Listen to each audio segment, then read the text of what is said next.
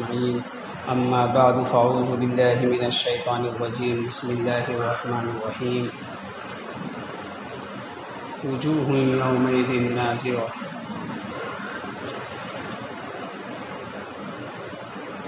صدق الله العظيم.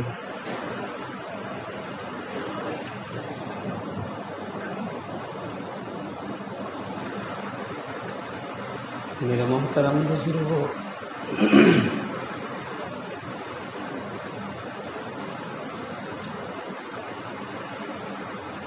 اللہ تبارک و تعالی کا فضل ہے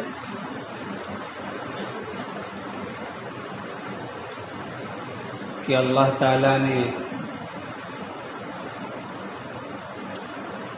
ہمیں اور آپ کو ایک مقدس مہینہ عطا فرمایا تھا، ایک بابرکت مہینے سے نوازا تھا جس میں اللہ کی رحمتیں، اللہ کی برکتیں تمام تر وسعت کے باوجود خوب اچھی طرح سے ہمارے اوپر بارشوں کی طرح برس رہی تھی۔ اللہ کے انعامات برس رہے تھے۔ ہم لوگوں نے اس سے خوب فائدہ حاصل کیا۔ جو اللہ اپنے بندے کو دینا چاہ رہے تھے اور جو اللہ نے دیا ہے، ہم نے اسے خوشی خوشی قبول بھی کیا۔ وہ مہینے چلے گئے، رمضان گزر گیا، رات کی تراویح جو ہمارے اوپر مقرر ہوئی تھی وہ بھی ہم سے رخصت ہو چلا۔ دن میں جو ہم لوگ بھوکے پیاسے رہتے تھے، جو فرضیت روزے کی تھی وہ بھی ختم ہو چکی۔ اب 11 مہینہ ہم لوگ اسی طریقے سے اس کے انتظار میں رہیں گے، اور یہ 11 مہینے کی مدتیں بہت لمبی ہیں۔ یہ 11 مہینے یہی نہیں بلکہ لگ بھگ 320 دن کا سوال ہے، 325 دن کا سوال ہے۔ ہم اور آپ نہیں جانتے منٹوں اور سیکنڈوں کے بارے میں، ہم آپ نہیں جانتے اپنے لمحات کے بارے میں، لیکن اب یہ مدتیں کسے ملیں گی یا نہیں ملیں گی، اتنی مدت ہم زندے رہیں گے کہ نہیں رہیں گے، لیکن یہ رمضان پھر لوٹ کر آئے گا۔ اسی طریقے سے اپنی رحمتوں کے ساتھ، اپنی وسعتوں اور برکتوں کے ساتھ، اسی طریقے سے گنہگاروں کے گناہ معاف کرنے کے لیے، اسے جہنم سے بچا کر اللہ تعالی جنت میں داخل کرنے کے لیے مہینہ کا یوں ہی لاتا رہے گا۔ جب تک قیامت نہیں آئے گا، یہ قیامت نہیں آئے گی، یہ مہینہ اسی طرح آتے رہیں گے۔ تو بھائی، ہم نے اس کی کس طریقے سے قدر کی ہے، کس طریقے سے حق ادا کیا ہے، ہم اور آپ اسے بخوبی واقف ہیں۔ جن بھائیوں نے اچھی طریقے سے روزہ رکھا اور اچھی طریقے سے تراویح پڑھی، صحیح ڈھنگ سے اپنے پورے مال کا زکوٰۃ نکال کر دیا، اسی طریقے سے غریب کی مدد کرتا رہا، غریبوں کے منہ میں دانہ ڈالتا رہا، یتیموں اور بیووں اور مسکینوں کا خیر خواہ بنا رہا، تو اللہ تعالیٰ نے اس کے روزے کو بھی قبول کیا، اس کے رمضان کو بھی برکت والا بنایا، اس کے تراویح کو بھی قبول کیا، اس کے لیے خوشی کے لمحات بھی دیے جہاں ہم جا کر دوگانہ ادا کر کے بھی آئیں، اور وہ دن بھی اب گزر گئے۔ لیکن یاد رکھنے کی بات صرف یہ ہے کہ رمضان گزر گیا، تراویح گزر گئی، روزے گزر گئے، وہاں جو برکتیں تھیں وہ ختم ہو گئی، اس میں جو چیزیں بڑھ چڑھ کر مل رہی تھی وہ مہینے ختم ہو گئے، لیکن اللہ باقی ہے، رسول اللہ صلی اللہ علیہ وسلم کی شریعت باقی ہے، احکام الہی باقی ہے۔ اللہ نے جو ہم پر فرضیت بہت چیزیں کی ہیں روزے کے علاوہ وہ باقی ہیں۔ اس لیے ہم لوگ اطمینان کی سانس نہ لیں کہ اب ہم مطمئن ہو چکے ہیں، اب ہمیں نماز نہیں پڑھنی، اب ہمیں قرآن نہیں پڑھنی، اب ہمیں زکوٰۃ نہیں دینی یا نفلی صدقات نہیں دینی، بلکہ جنہوں نے نہیں دیا ہے زکوٰۃ وہ اب دیں گے، جن کے روزے چھوٹ گئے وہ اب رکھیں گے، جنہوں نے غریبوں کی مدد اس وقت نہیں کی وہ اب کریں گے۔ یہ چیزیں ختم نہیں ہوئی ہیں، ساری چیزیں باقی ہیں۔ جو وہاں ملنا تھا، جتنا اجر وہاں ملنا تھا، اس میں کچھ کمی ہے، بس وہ مہینے پھر آئیں گے لوٹ کر، لیکن ساری چیزیں باقی ہیں۔ اس لیے ہمیں مطمئن ہونے کی ضرورت نہیں ہے۔ ہم مسلمان ہیں، ایمان والے ہیں، اللہ نے کچھ چیزیں ہم پر مقرر کر دی ہیں، کچھ چیزیں ہم پر فرض کر دی ہیں، جسے ہمیں زندگی بھر کرنے کی ضرورت ہے، زندگی بھر کرنے کی ضرورت ہے۔ ایک چیزیں اللہ نے ہم پر فرض کی رمضان کے مہینے میں ان لوگوں کے لیے جو بالغ تھے کہ رمضان میں روزے رکھیں گے، تراویح پڑھیں گے، فرض نہیں تھا لیکن سنت تھے تراویح۔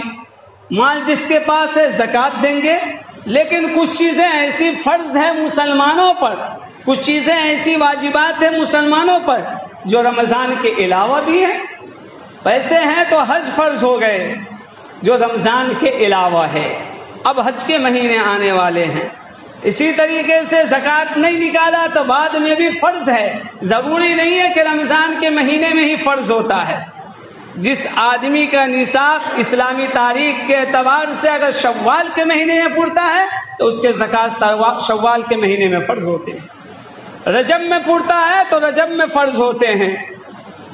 جو بھی اسلامی مہینے میں پورے گا اس میں فرض پورے ہوں گے، اسی حساب سے ہمیں دینا ہوگا۔ تو ساری چیزیں تو چلی گئی ہیں، رمضان کی جو چیزیں تھیں الگ سے، لیکن ساری چیزیں جو اسلام پر بالغ ہونے کے بعد ہم پر لاگو ہوئے وہ باقی ہیں۔ اس لیے ہم مطمئن نہ ہوں، اپنی مسجدوں کو ہم ویران نہ کریں، اپنے گھروں کی تلاوتوں کو ہم ختم نہ کریں، اپنے غریبوں کی مدد کو ہم ختم نہ کریں۔ اسی طریقے سے اپنی زندگی کو جو ہم نے کنٹرول کر لیا، گناہوں سے رک گئے رمضان میں، اور اس کے بعد مسجدوں کو ہم آباد کرتے رہیں، وہ گناہ سے ابھی بھی ہم رکے رہیں اور مرتے دم تک ہم رکے رہیں۔ شیطان تو چکر چلاتا ہے، اور چکر چلا کر چکر لگا کر انسانوں کو چکرا دیتا ہے، وہ اسی طریقے سے گھماتا رہتا ہے۔ رمضان میں بڑا شیطان جب قید ہوا تو بہت سے لوگ مسجد میں آ گئے، اس کے اثرات ہی تھے جو لوگ بھرے ہوئے تھے مسجد میں، لیکن اب وہ نکل چکا ہے۔ اب ہماری ذمہ داریاں ہیں کہ جب ہم کنٹرول کر لیے بہت ساری چیزوں کو، بہت سی نمازوں کے ہم پابند بن گئے، کچھ قرآن کی تلاوت روز مرہ کرنے لگے، کچھ روز کے مقدار پر زکوٰۃ خیرات نکالنے لگے، کچھ روز کے مقدار پر کسی سے دعائیں لینے لگے، کسی کو دعائیں دینے لگے، تو یہ چیزیں، یہ سلسلہ ہمیں ابھی بھی جاری رکھنے کی ضرورت ہے۔ ہمارے ہر لمحات، ہر منٹ، ہر سیکنڈ، ہر گھڑی صرف رضا الہی کے لیے ہو، رضا الہی کے لیے ہو۔ رمضان کے بھائی مہینے تو گزر گئے ہیں، لیکن ہم نے اس کی قدر نہیں کی جس طرح کرنی چاہیے تھی۔ ایک آدمی بیمار پڑتا ہے، وہ آدمی ڈاکٹر کے پاس جاتا ہے، ڈاکٹر کچھ دوا اسے تجویز کرتا ہے، اس سے پہلے بیماری کو جانچتا ہے، کچھ چیزیں تشخیص کرتا ہے۔ اب وہ بندہ کچھ مہینے کے بعد پہنچ رہا، یا مان لو 1 مہینے کے بعد پہنچا، 1 مہینے کے بعد پہنچ کر کہتا ہے کہ مجھے شفا نہیں ملا، میری بیماری ختم نہیں ہوئی، تو یہاں 2-3 گڑبڑیاں ہیں۔ ہو سکتا ہے ڈاکٹر نے مرض کی تشخیص نہیں کی ہو صحیح طریقے سے، کہ مرض کچھ ہے، دوا کچھ چلا دیا، یا تشخیص تو ہو گئی لیکن دوا جو اسے دیا وہ صحیح دوا نہیں دیا، یا دوا بھی صحیح دیا لیکن مریض نے اس دوا کا صحیح استعمال نہیں کیا۔ کہ بھائی 4 ٹائم کھانے والے کو 1 ٹائم کھا رہا ہے، 1 ٹائم کھانے والے کو 4 ٹائم کھا رہا ہے، یا مریض نے بھی دوا کھائی، بیماری بھی تشخیص ہو گئی، دوا بھی صحیح ملے، لیکن مریض نے پرہیز نہیں کیا۔ مثال کے طور پر شوگر کا مریض ہے، لیکن وہ حلوہ کھاتا رہا، مٹھائی کھاتا رہا اور دوائی بھی کھاتا رہا، اس کی بیماری ختم نہیں ہوں گی، وہ بیماری یوں ہی رہے گا۔ اللہ تعالیٰ نے بھی رمضان دی، اللہ تعالیٰ نے بھی روزہ دیا، ہم نے پرہیز کیا دن بھر، ہم بھوکے رہے، رات میں تراویح بھی پڑھ لی، اور اللہ نے صحیح چیزیں ہمارے لیے تشخیص دی تھی، یہ کام کرو گے تو گناہ دھل جائیں گے، لیکن پھر ہمارے زبان کنٹرول میں نہیں رہے، ہم نے پرہیز نہیں کیا، زبان سے غیبت کرتے رہے، آنکھ سے غلط دیکھتے رہے، کان سے غلط سنتے رہے، ہاتھ کو غلط جگہ استعمال کرتے رہے، اسی طریقے سے دلوں میں بھی قدورتیں رکھتے رہے، کینہ بغض و حسد بھرا رہا، تو پھر ہمارا پرہیز کرنا کہاں ہوا، پھر ہماری بیماری کہاں ختم ہوں گی، پھر ہماری دوائیں کہاں اثر کریں گی، پھر اللہ کی رحمتیں ہم پر کیسے آئیں گی؟ ہم نے بھوک تو برداشت کر لیا ہے، تراویح بھی پڑھ لی ہے، لیکن قبولیت کہاں ہوئی؟ قبولیت کی گھڑی یہ تھی کہ ساری چیزوں کا روزہ ہوتا، ساری چیزوں کا روزہ ہوتا، تو ہم نے نہیں کیا، تو اس کے لیے فرمایا کہ پھر بھائی صدقہ فطر ادا کر دیا جائے، کچھ کمیاں معاف ہو جائیں گی، کچھ واجبات ادا کر دی جائیں، کچھ معاف ہو جائیں گی، کچھ اللہ کے سامنے رو کر گر گرا کر معافی طلب کر لی جائیں، اللہ تعالیٰ وہ بھی معاف کر دیں گے، لیکن ہم کچھ نہیں کرتے، کچھ نہیں کرتے، یہاں سے وہاں تک لوگ آ گئے ہیں۔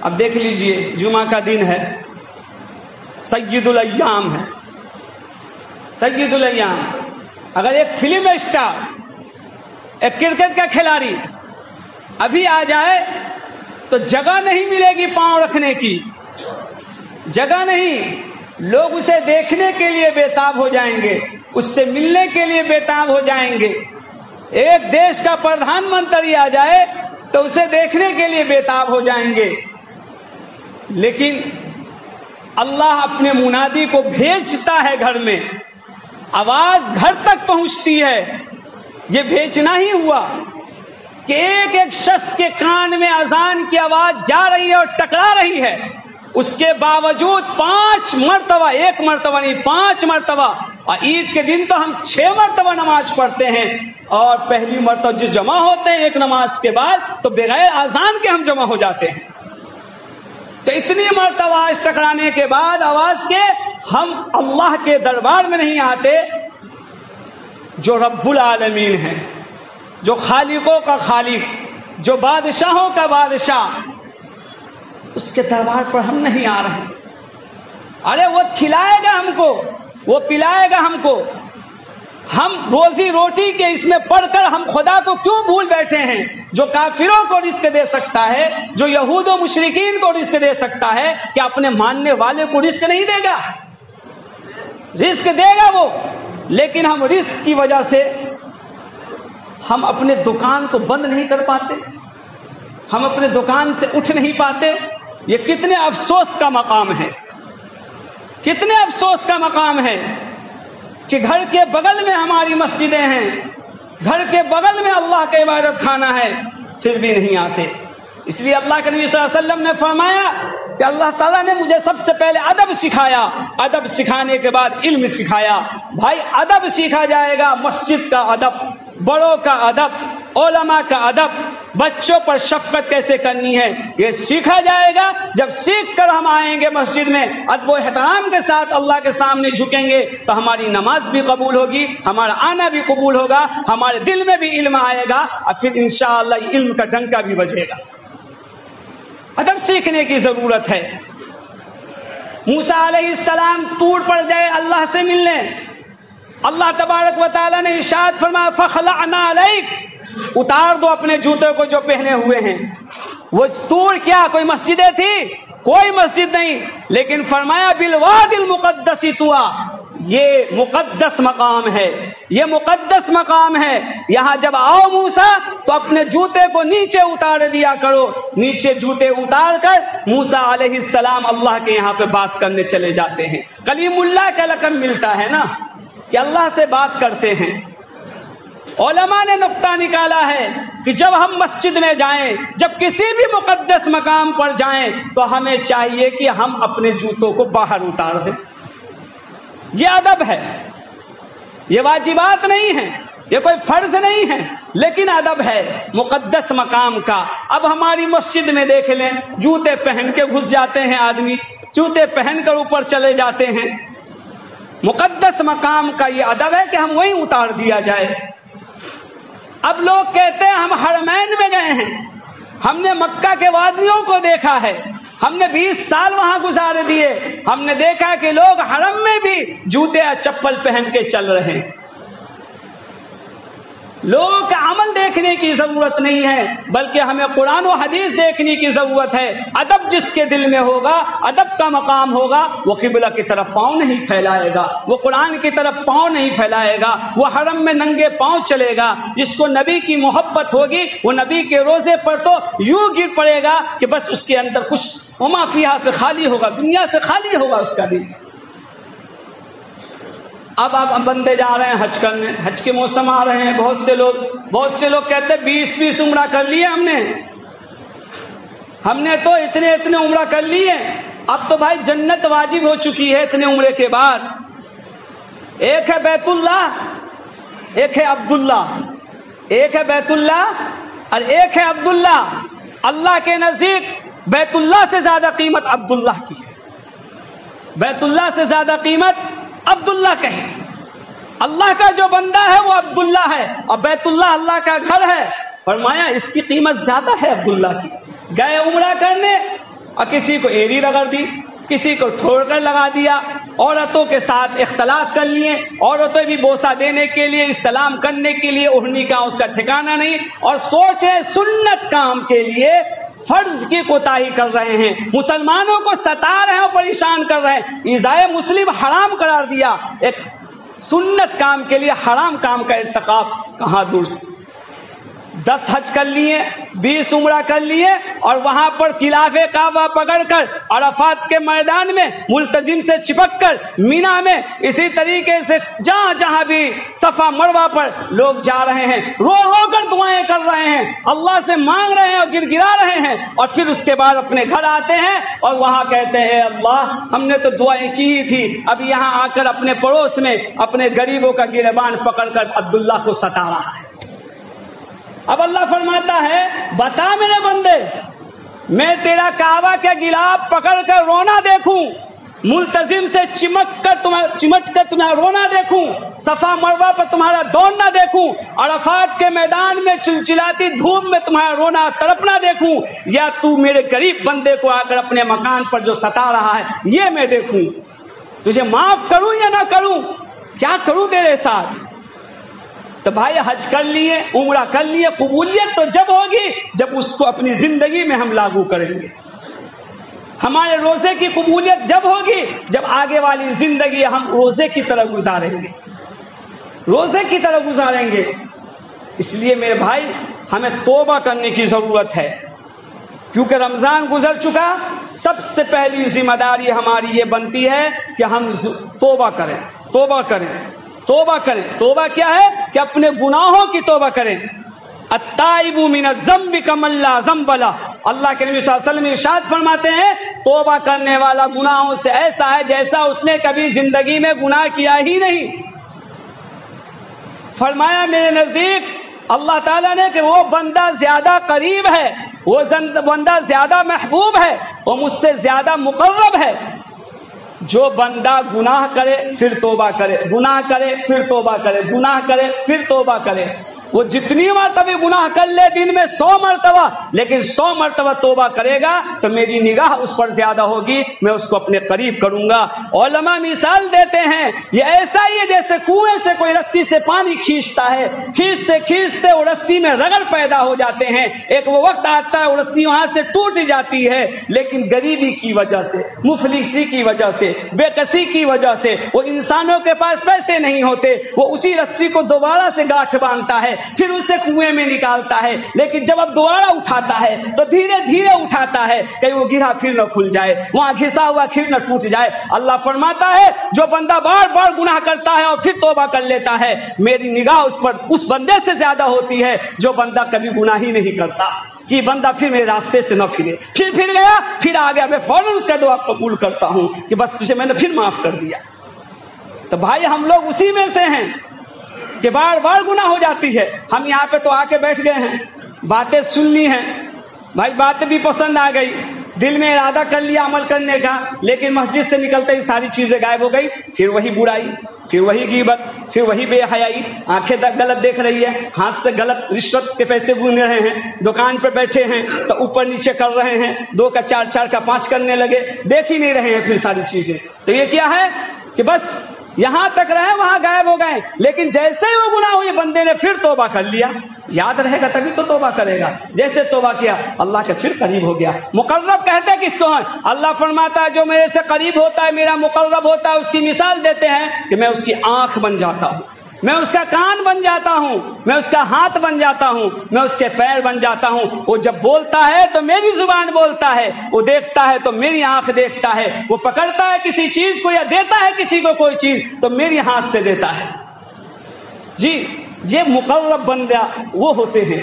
بھائی ہمیں مقرب بننے کی ضرورت ہے. اس کے لیے سب سے پہلے رمضان جب گزر گیا ہمیں توبہ کی ضرورت ہے. توبتاً نصوحا، بالکل اللہ کے سامنے اپنے آپ کو رکھ کر کہیں کہ اللہ رمضان گزر چکا، جو غلطیاں ہوئی ہیں، جو کوتاہیاں ہوئی ہیں رمضان میں تو معاف کر اور ہماری زندگی کو دراز فرما، آگے تک صحت کے ساتھ، تندرستی کے ساتھ، علم کے ساتھ، عمل کے ساتھ، اسلامیت کے ساتھ، مسلمان ہونے کی حالت میں، ایمان کی حالت میں. صبح اللہ کے نبی نے فرمایا آنے والے وقت میں ایسا بھی ہونے والا ہے، صبح آدمی مسلمان ہوگا شام میں کافر ہو جائے گا، شام میں مسلمان ہوگا صبح میں کافر ہو جائے گا. جی آج وہ وقت آ چکا ہے. ہم اپنی زبان سے ایسے کلمات نکال دیتے ہیں صبح صبح، یہ چلتے پھرتے کسی کے ساتھ بات کرتے، چاہے غصے کی حالت میں ہو چاہے خوشی کی حالت میں ہو، کہ ہمیں احساس نہیں ہوتا ہم اسلام سے نکل چکے ہوتے ہیں.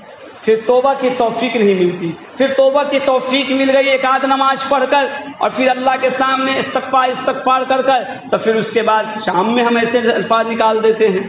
ہمیں احساس نہیں ہوتا. کوئی آدمی نماز نہیں پڑھتا ہے گنہگار ہے، لیکن نماز کا انکار کر جائے کافر ہو گیا. قرآن کی آیات کو مانتا ہے، ٹھیک ہے پڑھتا نہیں کوئی بات نہیں، لیکن کہا کہ یہ جملہ میں نہیں مانتا، یہ لگتا ہے سمجھ میں نہیں آ رہا، کافر ہو جائے گا. داڑھی نہیں رکھتا گنہگار ہے، لیکن داڑھی کا مذاق اڑاتا ہے، اسلام سے خارج ہو گیا. سنت واجبات جو چیزیں ہیں اسلام میں اس کا اپنے مذاق اڑا، شعائر اسلام میں سے کسی بھی چیز کا لیکن اندازہ نہیں لگتا. ایک گناہ الگ چیز ہے اور پھر گناہ پر اکڑ جانا الگ چیز ہے. اس لیے میرے بھائیوں جو ہمارا وقت گزر گیا سو گزر گیا. اب رمضان کس کے مقدر میں ہے یا نہیں ہے ہم اور آپ نہیں جانتے. اس لیے اپنے گناہوں پر توبہ کریں، اللہ سے معافی مانگیں اور اللہ کے سامنے روئیں کہ اے اللہ جو گزرا ہے اس کو قبول فرما، جس نے ہم نے خطائی کی ہیں اے اللہ اس کو بھی نیکیوں میں تبدیل فرما. اس کی ہم کوشش کریں گے، یہ اسی وقت بات سمجھ میں آئے گی جب ہم اس کی کوشش کریں. اعلان ہوتا رہتا ہے بار بار کہ بھائی نماز پڑھ لیا جائے، بھائی سنت پڑھ لی جائے، لیکن نہیں پڑھتے ہیں لوگ. اپنے ایمان کو جانچیے. فرمایا کہ ایمان بڑھتا بھی ہے گھٹتا بھی ہے، ایمان میلا بھی ہو جاتا ہے. جب کپڑے میلے ہوتے ہیں صابن سے دھولا جاتا ہے، صاف ہو جاتے ہیں. جب ایمان میلا ہوتا ہے تو کلمہ پڑھا جاتا ہے، قرآن پڑھا جاتا ہے، ذکر کیا جاتا ہے، تب دل صاف ہوتے ہیں. تو بھائی ہمیں دل کو صاف کرنے کی ضرورت ہے، کلمہ کا ورد کرنے کی ضرورت ہے، استغفار کرنے کی ضرورت ہے، سنت کو پڑھنے کی ضرورت ہے. سنت سے بندہ قریب ہوتا ہے. فرض تو ہم پر ضروری ہو گیا ہے، 8 گھنٹے کی ڈیوٹی کرنی ہے مالک کے یہاں. کرو گے تو پیسے ملیں گے، نہیں تو یہ لازم ہے، یہ کرنا ہی پڑے گا. تو 5 وقت کی نماز تو ہم پر لازم ہے، پڑھنا ہی پڑے گا. اس میں کوئی بونس ملنے والا نہیں ہے. اس کے جو متعین ملیں گے وہ ملیں گے، کوئی آفر نہیں ہے اس میں. آفر کہاں ہے؟ سنتوں میں. آفر کہاں ہے؟ چاشت کی نمازوں میں، اوابین کی نمازوں میں، نماز سے پہلے اور بعد کی سنتوں میں. یہ آپ اوور ٹائم کام کر رہے ہیں. اب مالک خوش ہو کر 10 کی جگہ 20 بھی دے گا، 20 کی جگہ 50 بھی دے گا کہ بندہ خوشی سے کرتا ہے کام کو. تو بھائی یہ ہمیں کریں گے انشاءاللہ. سنت بھائی ضرور پڑھا کیجئے، اور یہاں نہیں پڑھ سکتے تو اپنے گھر میں پڑھا کیجئے. انشاءاللہ پڑھیں گے نا.